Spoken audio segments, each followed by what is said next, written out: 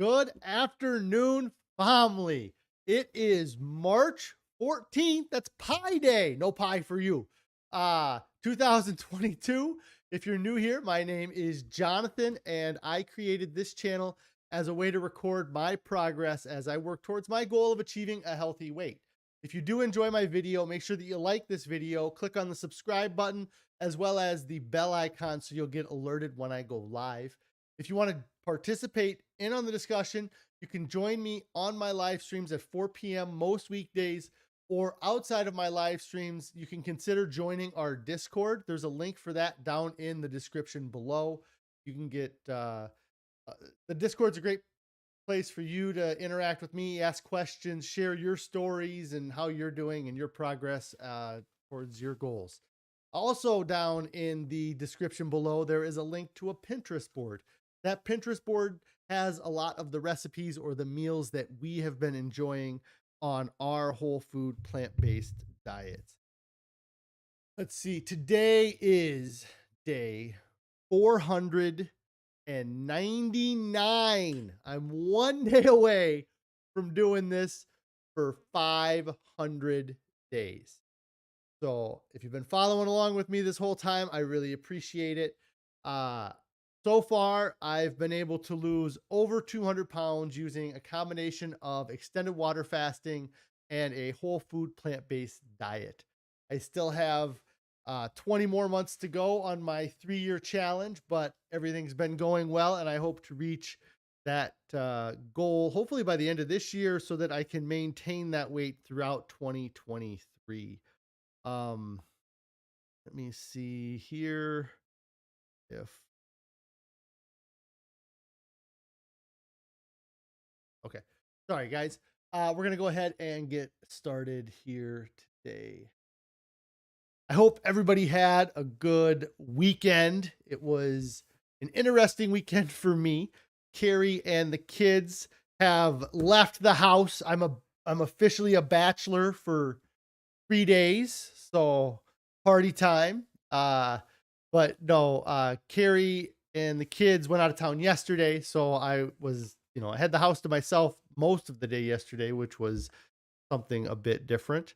Food wise, though, I gotta say that being home alone did not do me any favors. Food wise, I was felt like a bottomless pit yesterday. I should have probably found an excuse to leave the house at some point so that I would quit eating, but I didn't do that. So I ate quite a bit yesterday. Carrie had made a new recipe, which was really cool. Let me see if I can pull it up here. I'm not even sure what it was. It was a shepherd's pie, is what it was. So it was a shepherd's pie. So it has the mashed potatoes on the top. You can see there's onions, green peas, mushrooms, and then there was a decent bit of chickpeas, which she had used as a substitute. I think it originally called for a different type of bean. I can't think of it off the top of my head right now, but she used chickpeas. It was pretty good. It was a bit dry, so I actually added some of this sauce on top of there. It is kind of a fake sour cream sauce that we have. That's really thin, but it was really good, and that is really part of what my downfall this weekend was that I had a whole, like, what is it, like 9 by 13 cake tray filled with that in my fridge. So I ate quite a bit of that yesterday. Also eating the Ezekiel bread with the nut butter, and I'm trying to think of what else I had yesterday that was just excessive. Oh, we had miso soup this weekend, so I ended up eating pretty much a whole pot of miso soup by myself this weekend. Just lots of food this weekend. And I got on here today and the scale was a little bit up. And so it kind of sucks that it went up, but at the same time, now I know that it went up, so I can take action and do what I need to do in order to have a good weigh-in this Wednesday. And it helped also cement. I was wavering between weighing in tomorrow because it's going to be day 500, or sticking with Wednesday as my weigh-in day, and then calling that my 500-day weigh-in. So I will be weighing in Wednesday, even though it's day 501. That will be my official day 500 weigh-in. Other stuff that I had photos of, I guess I can pop up. We've been trying to have less fruit and sweet stuff for breakfast. It is one of the things that the book, The Secret to Ultimate Weight Loss, written by Chef AJ, talks about, is the vegetables for breakfast. We're trying to get it figured out. It's tough. We haven't given up the oatmeal yet. So this is our vegetables for breakfast oatmeal. Try to zoom in maybe if you can see that. But really, it's got red peppers, spinach, all kinds of fun stuff. This actually was better tasting to me. Carrie had made a different oatmeal on Saturday that I didn't eat it. I had a couple bites of it, but it just wasn't my thing. And so I didn't eat any more of it. Carrie actually ate a lot of it then, and she enjoyed it, but she kind of fancied it up a little bit more than I gave it a chance for. I just took it at as it was, and didn't do anything to make it to affect the taste. Anyways, so I'm dealing with uh, this morning though, I woke up and it was this weird kind of like, I felt good and I didn't feel bloated at all. I actually felt kind of skinny, but at the same time, I didn't feel very hungry this morning. And I think that's because I overdid it this weekend. And so I didn't really have a lot for breakfast today, just a couple pieces of Ezekiel bread with nut butter, kind of one of my go-tos. If I'm going to make myself a meal, that's what I'm going to make. And I didn't heat up anything else. Luckily for me, Carrie is a saint. And for the past 4 or 5 days, she's kind of been cooking more food than we've needed to eat so that there would be leftovers in the fridge for me to eat. And now, after getting on the scale today, I was joking with her that I would end up fasting the whole time she was gone. I definitely did not fast yesterday while she was gone, but because of that, I may have to incorporate some fasting into my plan for uh, tomorrow or tonight. I don't know what I'm going to do yet, but at the same time, I'm not that worried about it. It's really, I mean, it's frustrating because I'm so close to getting back to my lowest since I started this, and uh it's just I'm almost there, and but it's just a silly number too, like that's not even that important of a number. It'd just be nice to be able to say that I'm at my lowest since I've started this. So we'll see how the next couple days goes. I also have a group that I have joined from Facebook that is kind of a support network group for whole food plant-based diets, and they're doing it's a 30-day challenge. It's pretty much an informal thing, but it's just or it's the challenge part of it's informal, and that you just, if you're looking to stick to a whole food plant-based diet, you challenge yourself to log your food for 30 days. Or, if you're wanting to lose weight on a whole food plant-based diet, you challenge yourself to stick to the diet and see how much weight you can lose in 30 days. And that's kind of what I'm doing.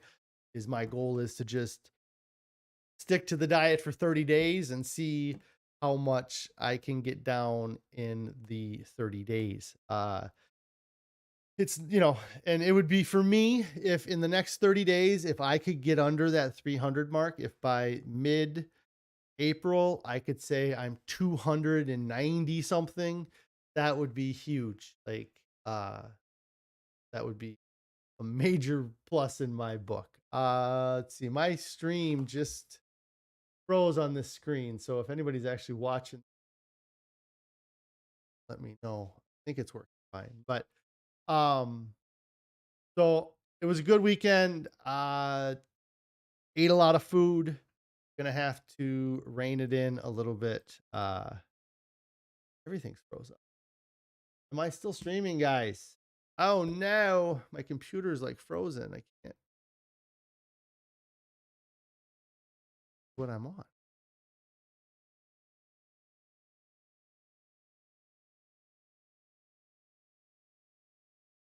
All right.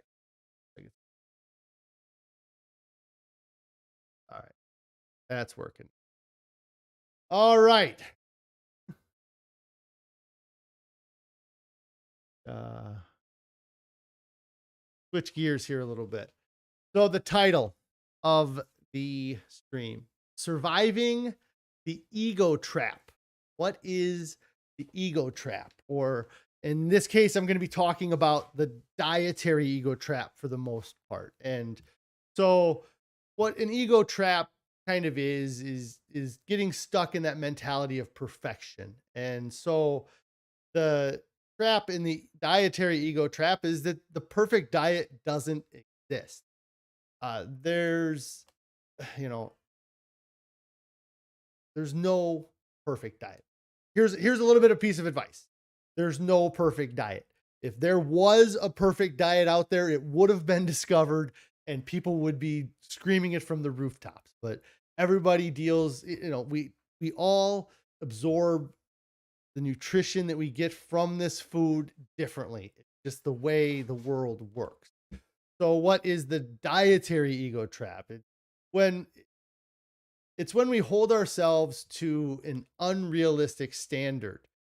And you make these plans when you start the diet. I'm going to remove all of the junk food, or I'm going to work out every day twice a day, or I'm going to eat less than 1,500 calories a day, or track everything that I eat. I'm going to hit all my macros. I'm going to have this much vitamin A, this much vitamin B, and when you get started with your diet, you can do that because you have this voice in your head a little bit, like you're motivated, but you have this voice in your head saying, good luck, buddy. We've seen this rodeo before.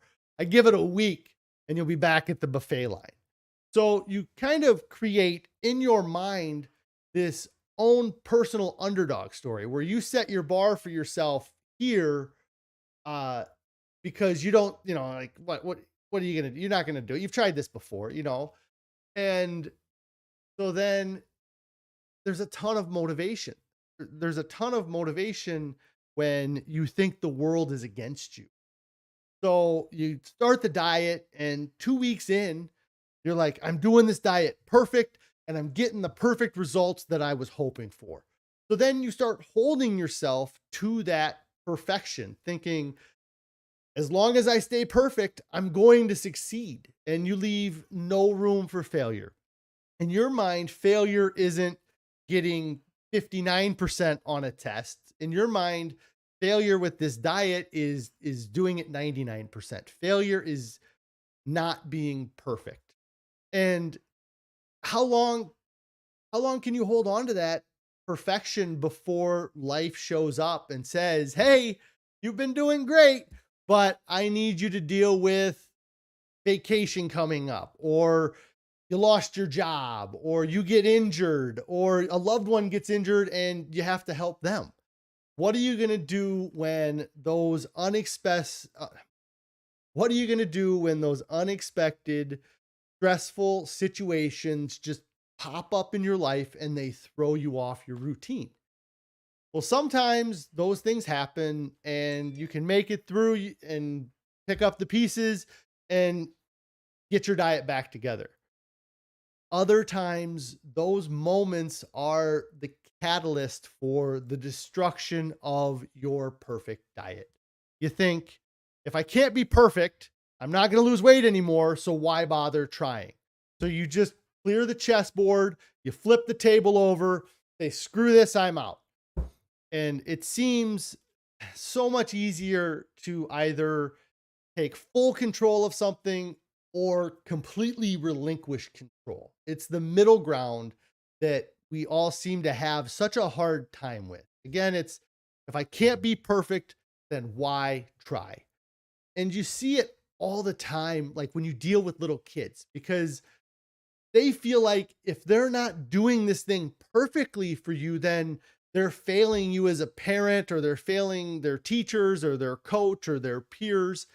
And we don't want people to think of us as failures. We'd rather not think of us at all than to think of us as failing at something. And so, what can we do to combat this dietary ego trap? And I think the biggest part of it is you have to be compassionate and forgiving with yourself. You have to give yourself the same number of chances that you would give a kid learning how to ride a bike. When you're teaching somebody to do something like that, you're encouraging the whole time. They they ride it and you go, "Look, you just went further than you did last time." You don't yell at them the first time they fall over. You say, "Get up, you're doing great. Let's give it another go." And you got to do that with the diet too, because again, you have to understand that the perfect diet doesn't exist. And perfect only applies to math tests. you know, and even at that, getting a perfect score on a math test may take one student 2 minutes longer than it took the rest of the students. Does that mean that their perfect score is worth any less because it took them longer to figure it out? No, and the same with the diet. Even if it takes you longer to get to your goal than it took the person standing next to you, it doesn't make you getting to that goal any less valuable or any less important. And the dietary perfection is just this unrealistic standard that we self-impose onto ourselves. There's nobody, you may have a coach or something, but at the end of the day, it's you're the one deciding what to put in the mouth and you have to hold it onto yourself. And I've been doing this to myself for 20 years. I've been yo-yo dieting. I get into a groove and I would lose 50 pounds. I'd lose 100 pounds. And then something would come up, clear the board, you know? And that's what got me up to 500 pounds. And, and with this challenge in the past 16 months, I've been close to perfect. I would say that getting a 90, I'm getting an A minus, maybe B plus, maybe a little better. I've been doing great. The results have been great, but I haven't been perfect. I haven't been whole food, plant-based, SOS free every meal, every day. I just, the difference, the difference this time is that instead of clearing the board every time I screw up, every time something happens, I tore my distal bicep tendon. Could have cleared the board, said, screw it, I'm done. I've admitted, instead of clearing the board, I've admitted the defeat. I said goodbye to the avocado. I said goodbye to the 0-calorie sweetened drinks. And instead of clearing that chessboard, I said, hey, you know what? You won this round. Let's set up. Let's go. Let's do it again. I want another chance at the champ. I want another chance. I want another shot at this. I didn't say, screw you, I'm not doing this anymore. And I went into this challenge with a goal of 3 years, not 3 years of perfection, but 3 years of effort. That's what my mindset was going into this, was to do it and to pick myself up every time I fall for 3 years. And my recommendation is to you, pick up the pieces off the floor, apologize to yourself, and remember the lessons that you learned in the last game. So that is the dietary ego trap. Like I said, it's when you start, you're like, hey, I want to be up here. I want to be perfect. But in your mind, you're like, well, you're only going to get this far. You're never going to get there. So then you do it for 2-3 weeks and you get up here, and then you change your standard from, oh, you're never going to do this, to, if you don't be perfect, you're never going to finish, and you have to continue to be forgiving to yourself and allow yourself a little bit of compassion and realize that we do not diet in a vacuum. If we could just go into the vacuum of space and just have only the foods that are the healthy foods and only the things that happen in our life that we want to have happen, that'd be wonderful. But we don't get those choices. We have to live in this holistic world. We can't live in a reductionist world. So that is all I got to say about that. I think that a little bit short today, but I am going to get out of here. I got some more work to get done. Plus, I got dogs at home that are probably dying because they have not been let out multiple times a day like they normally get let out multiple times a day. So I'm going to get out of here today, guys. Again, make sure that you hit the like button on this video, the subscribe, so you subscribe to my channel, and the bell icon so you get alerted when I go live. If you have not started your diet yet, why not? Need to get started right now. There's no reason to wait. There's no reason to put it off till next weekend. I know that St. Patty's Day is coming up, and it's easy to say, hey, after St. Patty's Day, I'm all in. I'm all about it. But in the end, you're going to get to the end and you're not going to be like, man, I'm so glad I didn't skip St. Patty's Day. In the end, you're going to be like, man, I wish I would have started 6 months before St. Patty's Day. I wish I would have started a year before St. Patty's Day. If I knew how good I was going to feel, I would have started so much sooner. Everybody says that. Nobody regrets starting right now. Nobody regrets going cold turkey and succeeding. And don't fall for the two myths of moderation. The myth of moderate change. It's nice to think that, hey, I'm going to have salad before dinner, or I'm going to have meatless Mondays, or I'm going to try to do it. I'm going to try to do it slowly. It's great to think that, but it's nearly impossible to get out of the traps if you are going to be trying to do it moderately. And don't fall for the myth of moderate consumption. It's great to think again that, hey, I'll just eat less. I'll still eat these big portions or I'll still have ice cream, but I won't have big portions of ice cream. That's what you're going to think, like everybody, I'll just have fewer calories of it. You think that, but then you get that salt, you get that oil, you get that sugar in there. Those companies produce that stuff so that you can't have just one, just like the Ruffles ad. You bet you can't just have one. All of the companies use that principle for all of the products that they sell to us. So don't fall for the myths of moderation. I will be back on tomorrow. Hopefully my weight's in a little bit better spot than it was today. And then we will do our weigh-in on Wednesday. I will talk to you guys later.